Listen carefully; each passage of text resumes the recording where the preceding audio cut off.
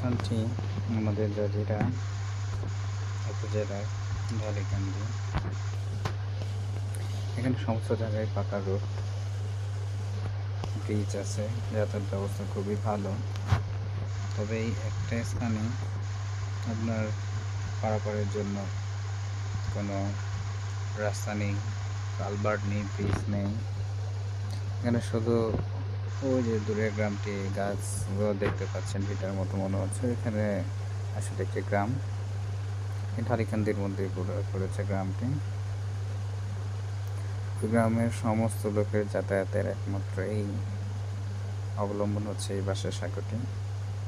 তো এখানে প্রাকৃতিক পরিবেশ, বাঁশের সাঁকো, চারদিকে বিলে কচুরি পানা, পরিবেশটা আলহামদুলিল্লাহ অনেক সুন্দর।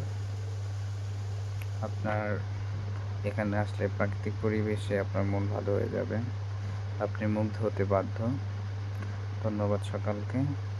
সবাই আমার চ্যানেলটি সাবস্ক্রাইব করে দেবেন। আসসালামু আলাইকুম।